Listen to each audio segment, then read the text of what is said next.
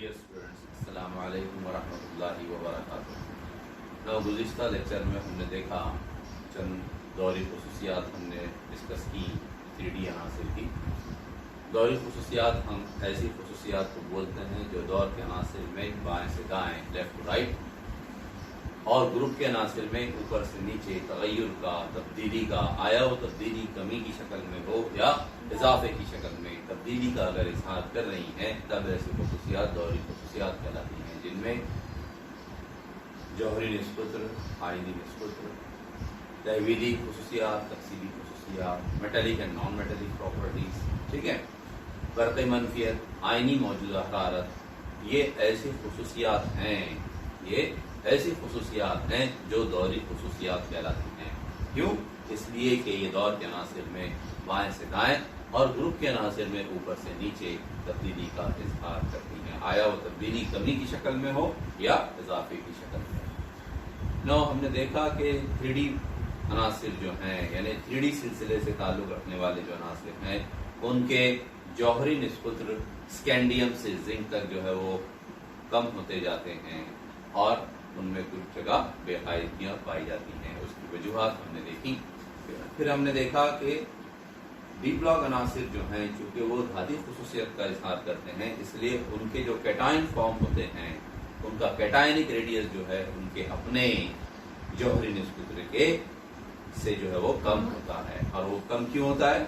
Electron जाने की वजह से मदारों की तादाद घट जाती है, हाँ, क्योंकि जब 4s से इलेक्ट्रॉन जाएंगे तो जाहिर है चौथा मदार कम हो जाएगा, उस सूरत में मदारों की तादाद कम रहेगी, नीजिए के नंबर ऑफ इलेक्ट्रॉन कम रहेंगे, नंबर ऑफ नेगेटिव चार्ज कम होते हैं, और चूंकि मरकजा ताकतवर होता है इसलिए फोर्स ऑफ अट्रैक्शन ज्यादा होता है। नतीजतन कैटायन का जो आयनी निस्बत है, जिसको हम कैटायनिक रेडियस कहते हैं, वो कम होता है अपने पेरेंट एटम के एटॉमिक रेडियस से। फिर हमने देखा एक जनरल एग्जांपल हमने देखी कि जो एनायन होते हैं उनका आयनी निस्बत यानी एनायनिक रेडियस जो है वो ज्यादा होता है उनके पेरेंट एटम के एटॉमिक रेडियस से। और ऐसा इसलिए होता है क्योंकि जो इनकमिंग इलेक्ट्रॉन है उसके आने की वजह से कुव्वत दफा, रिपल्सिव फोर्सेस जो है वो बढ़ जाती हैं, ठीक है, इसलिए जो है वो रेडियस बढ़ जाता है। आइए आज हम बात करें एक और अहम, very important, what, periodic property की, दौरी खुसूसियत की, जिसको हम बोलते हैं आईनी मौजूदा हरारत।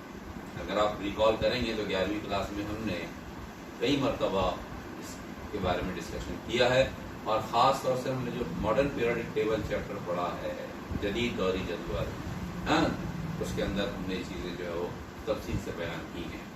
ना आज हम ये पढ़ेंगे 3D सीरीज के तनाजुर में। आइए थोड़ा उसको रिकॉल करते हैं कि आईनी मौजूदा हरारत, जिसको हम आईनी तवानाई बोलते हैं, वो एक्चुअली क्या है।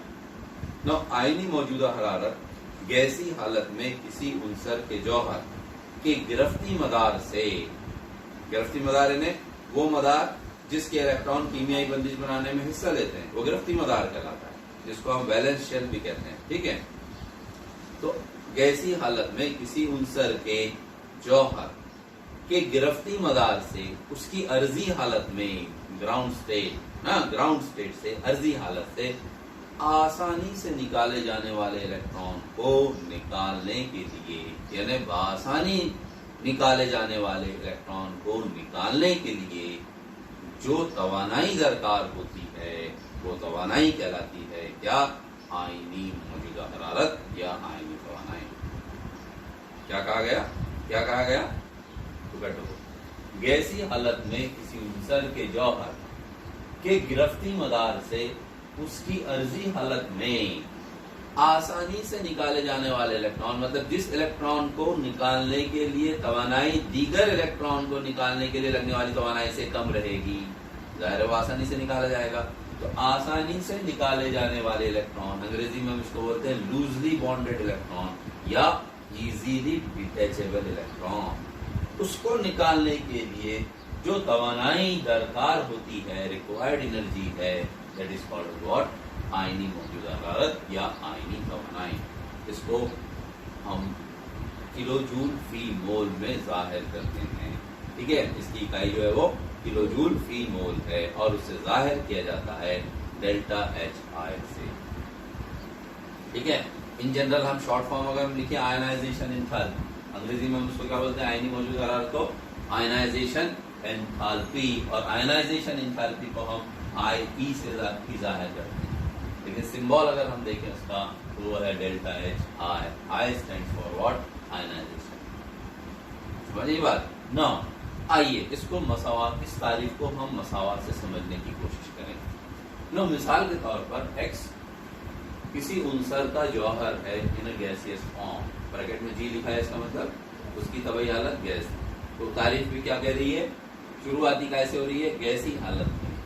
नो, मिसाल के तौर पर एक्स कोई एक उनसर है, कोई भी एक उनसर है। अभी हम डी ब्लॉक की बात नहीं कर रहे हैं, अभी हम जनरल देख रहे हैं, रिकॉल कर रहे हैं कि भाई आयनी मौजूदा हरारत दरअसल क्या है। फिर आएंगे हम डी ब्लॉक पर। तो एक्स कोई एलिमेंट है, ठीक है, वो डी ब्लॉक का भी हो सकता है, वो डी ब्लॉक के अलावा किसी और ब्लॉक से ताल्लुक रखने वाला भी हो सकता है इन अ गैसियस फॉर्म। ना, अब उसमें से जाहिर है कोई उनसर है तो उसमें कुछ ना कुछ इलेक्ट्रॉन होंगे, उसके जौहर में कुछ ना कुछ इलेक्ट्रॉन होंगे, और इलेक्ट्रॉन होंगे तो जाहिर है मदार रहेंगे। अलग अलग मदारों के अंदर जो है उनका तकसीम है इलेक्ट्रॉन की। तो आखिरी मदार जो भी उस एक्स उनसर में रहेगा, उसके आखिरी मदार से जो भी इलेक्ट्रॉन आसानी से निकाला जा सकेगा। तो एक इलेक्ट्रॉन निकालने के लिए तवानाई, इलेक्ट्रॉन निकाला जा सकेगा, एक इलेक्ट्रॉन, हाँ, एक इलेक्ट्रॉन को निकालने के लिए। तो मैंने क्या कहा, यहाँ पर एक इलेक्ट्रॉन बताया, मतलब हासिल अशिया में, मतलब एक इलेक्ट्रॉन यहाँ से गैसियस एटम में से निकला। तो जाहिर है जब एक इलेक्ट्रॉन निकलेगा तो ये काय में कन्वर्ट होगा कौन सा, उसके पॉजिटिव आयन में, बराबर है, पॉजिटिव आयन में। तो इस तब्दीली के दौरान ये इलेक्ट्रॉन निकालने के लिए कहां से, इस गैसियस एटम से अर्जी हालत में उसके आखिरी मदार से इलेक्ट्रॉन निकालने के लिए जो तवानाई दरकार होगी वो तवानाई कहलाएगी डेल्टा आई एच। अब यहाँ H1 लिखा हुआ है, हाँ ठीक है, नहीं, पहले इलेक्ट्रॉन निकालने के लिए। देखिए बहुत सारे अनासिर ऐसे हैं जो एक से जायद गिरफ्त का मुजाहिरा करते हैं। तो जायद, जैसे हमने देखा कि कॉपर Cu पॉजिटिव बनाता है, Cu2 पॉजिटिव बनाता है। तो 2 पॉजिटिव Cu2 पॉजिटिव में कब कन्वर्ट होगा, जब 2 इलेक्ट्रॉन निकाले जाएंगे। हम क्या कर रहे हैं, एक इलेक्ट्रॉन निकालने के लिए लगने वाली तवानाई। तो अगर वो 2 इलेक्ट्रॉन में से, जैसे कॉपर का जौहरी अदद 29 है, कितना है, 29 Cu है ना, तो 29वां इलेक्ट्रॉन निकालने के लिए लगने वाली तवानाई 29वां 29 इलेक्ट्रॉन। तो कितने इलेक्ट्रॉन निकाले जा रहे हैं, एक ही। तो उस 29वें इलेक्ट्रॉन को निकालने के लिए लगने वाली तवानाई कहलाएगी इसकी, जिसके नतीजे में तब्दील होगा Cu, ये गैसियस फॉर्म से ये Cu पॉजिटिव में Cu1 पॉजिटिव हो गया। अब कितने इलेक्ट्रॉन बचे यहाँ, 28। तो अब 28वां इलेक्ट्रॉन यहां से निकलेगा, यहां से Cu2 पॉजिटिव, तो फिर वो कन्वर्ट होगा काय में, Cu2 पॉजिटिव में।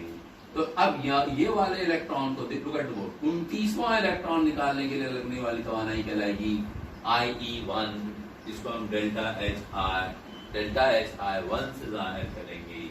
ओके, और ये 28वां इलेक्ट्रॉन यहां से जब निकलेगा उसको हम डेल्टा एच आई, मतलब ये हुआ कि कई अनासिर ऐसे होते हैं जो चूंकि वहां पर ड्यूरिंग द रिएक्शन, कीमियाई तामुल के दौरान वो एक से ज्यादा इलेक्ट्रॉन खारिज करते हैं, तो जाहिर है उनकी आयनी मौजूदा हरारतें भी एक से ज्यादा होती हैं।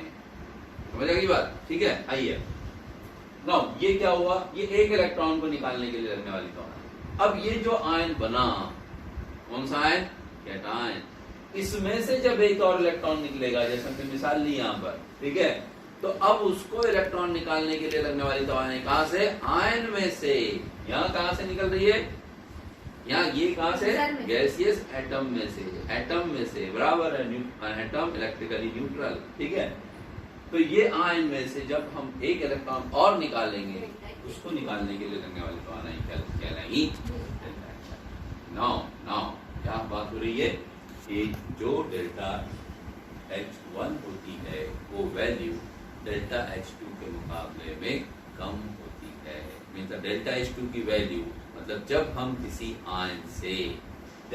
आयन से हम इलेक्ट्रॉन निकालेंगे तो वो इलेक्ट्रॉन निकालने के लिए लगने वाली तवानाई ज्यादा होती है, यानी उसकी आयनी मौजूदा हरारत ज्यादा होगी बनिस्बत फ्री गैसियस एटम से निकालने के लिए दरकार तवानाई की। ऐसा इसलिए होता है कि जो एटम है वो इलेक्ट्रिकली न्यूट्रल होता है and the ion they are the charge species. तो चार्ज स्पेसीज में फोर्स ऑफ अट्रैक्शन इलेक्ट्रॉन और न्यूक्लियस के दरमियान ज्यादा होती है, इसलिए इलेक्ट्रॉन निकालने के लिए लगने वाली तवानाई ज्यादा होती है। Got it now?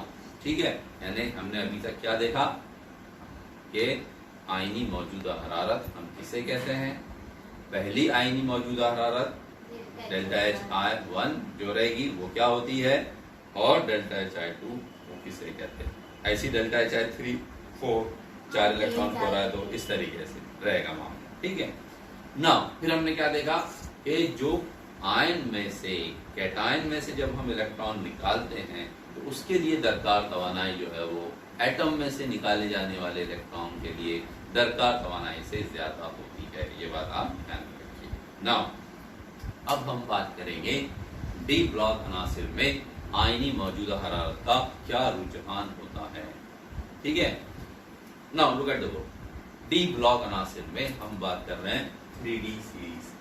3D अनासिर की आयनी मौजूदा हरारत। नाउ 3D अनासिर का सिलसिला चौथे दौर में पाए जाते हैं, प्रेडिक्टेबल आपके सामने है। ठीक है, और उनकी शुरुआत होती है स्कैंडियम 21 से और उनका इख्तिताम होता है कहाँ?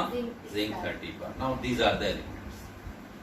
हमने आपको कहा है कि आप सीक्वेंस में अनासिर को याद रखिए। बिल्कुल हाँ, सीक्वेंस में याद रखेंगे तो ही चलेंगे। Scandium, titanium, vanadium, chromium, manganese, ferrum that is iron, cobalt, nickel, copper and zinc. Now look at this, these are the elements. यानी एलिमेंट बताए गए हैं। इधर कौन से साइड में एलिमेंट बताए गए? इस direction. These are the elements and this is what their ionization enthalpy, यानी उनकी आयनी मौजूदा हरारत या आयनी तवानाई। नाउ वैल्यूज पर नजर डालने से पहले हम ये देखेंगे कि ये जो अनासिर हैं स्कैंडियम से जिंक तक, नहीं ये दौर के अनासिर, they are not the elements of group.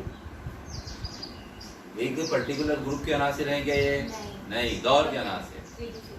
और हम ये पढ़ चुके हैं 11वीं क्लास में कि दौर के अनासिर में आयनी मौजूदा हरारत में लेफ्ट टू राइट इंक्रीज होती है। पढ़ चुके हैं हम। अब वो इंक्रीज क्यों होती है? देखिए इलेक्ट्रॉनों की तादाद बढ़ती जाती है। यस, हम देखते हैं कि भाई ग्रेजुअली नहीं मदार नहीं बढ़ती। Now look at the book, listen careful, ध्यान दीजिए। देखिए स्कैंडियम से जिंक तक जब हम जाएंगे तो हम देखते हैं कि जौहरी अदद इसका कितना है? 21, 22, 23, 24। यानी जैसे जैसे हम स्कैंडियम से जिंक की तरफ जाते हैं उसके जौहरी अदद में बतदरीज 1 इकाई का इजाफा होता है। मतलब न्यूक्लियर चार्ज कैसा होता जा रहा है? पावरफुल होता जा रहा है। राइट नाउ हर एक इलेक्ट्रॉन जो आ रहा है, एडिशनल इलेक्ट्रॉन जौहरी अदद में इजाफे की वजह से वो 3D में ही आ रहा है। मतलब टोटल मदारों की तादाद आखिर तक 4 ही है, बराबर है। मतलब number of orbit they remains what? Same. लेकिन हम देखते हैं कि फोर्स ऑफ अट्रैक्शन जो है न्यूक्लियर चार्ज बढ़ने की वजह से फोर्स ऑफ अट्रैक्शन में इजाफा होता है। ठीक है, आखिर के अनासिर में जो है वो फोर्स ऑफ रिपल्शन थोड़ा सा बढ़ेगा, लेकिन फोर्स ऑफ अट्रैक्शन के मुकाबले में वो कम ही रहेगा, जिसकी वजह से हम देखते हैं कि थोड़े से एटॉमिक रेडियस में जो है वो इजाफा होता है। हमने देखा है जिंक में, पिछला वीडियो अगर आप देखेंगे तो, है ना? ठीक है, तो वैल्यूज वहां पर क्या हो जाती है? उसकी थोड़ी बढ़ जाती है ना, 125 पिकोमीटर तक जाती है जिंक। तो पॉइंट इज कि हम देख रहे हैं कि जौहरी अदद में इजाफा होता है बतदरीज, मरकज़ा पावरफुल होता जाता है। ठीक है, देन हर एक आने वाला इलेक्ट्रॉन 3D ज़ैली मदार में ही जाता है, इसलिए मदारों की तादाद मुस्तकिल रहती है, लेकिन मरकज़े और आखिरी मदार के दरमियान क़ुव्वत कशिश में इजाफा होता है, जिसकी वजह से इलेक्ट्रॉन को निकालने के लिए लगने वाली तवानाई, इलेक्ट्रॉन को निकालने के लिए लगने वाली जो तवानाई है, इट मींस व्हाट, आयनी मौजूदा हरारत उसमें इजाफा होगा। यही वजह है कि जब हम वैल्यूज पर नजर डाल के देखते हैं, look at the word, this IE1 मतलब स्कैंडियम को स्कैंडियम पॉजिटिव में कन्वर्ट करने के लिए लगने वाली तवानाई, टिटेनियम को टिटेनियम पॉजिटिव में एक इलेक्ट्रॉन निकालने के लिए लगने वाली, मतलब यहाँ पर 21वां इलेक्ट्रॉन निकालने के लिए लगने वाली तवानाई, यहाँ पर 22वां इलेक्ट्रॉन, यहाँ पर 23वां, लाइकवाइज, ठीक है। जो तवानाई इनकी है वो कहलाती है बिलतरतीब IE1। और अगर हम वैल्यूज को देखें तो 632 किलो जूल फी मोल तवानाई दरकार होती है, 659, 650, 652, 717 और आखिर में जब हम देखते हैं तो 906 किलो जूल फी मोल तवानाई दरकार होती है।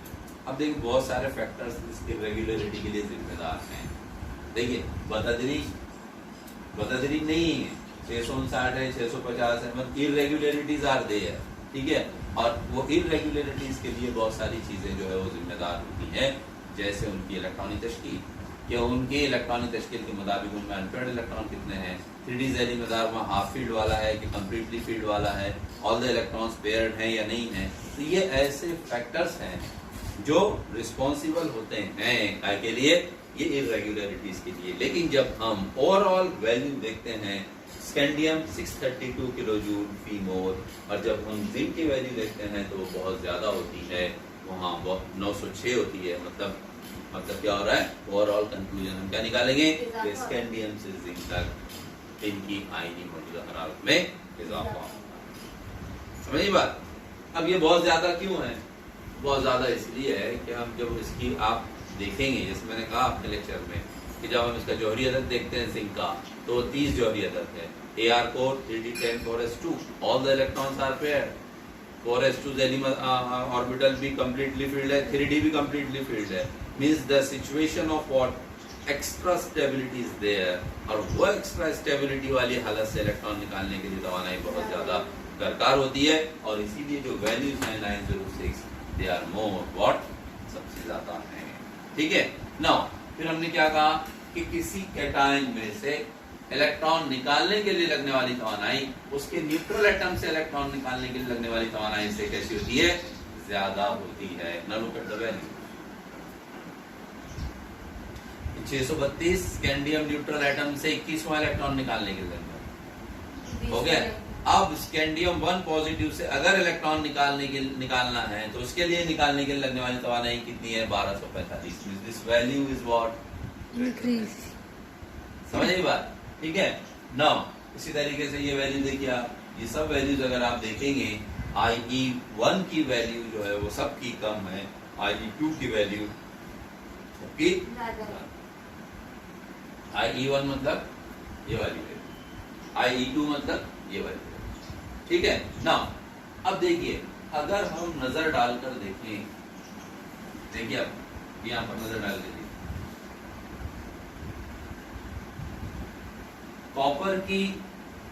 कॉपर की आयनी मौजूदा हरारत अगर हम देखें, यानी कॉपर का 29वां इलेक्ट्रॉन निकालने के लिए दरकार तवानाई 744 किलो जूल फी मोल है, जबकि जिंक का 30वां इलेक्ट्रॉन निकालने के लिए दरकार तवानाई 906 है। देखिए कॉपर जौहरी अदद 29 है, AR कोर 3D10 4s1, 29वां electron as a unpaired electron है वहां। समझ आई बात।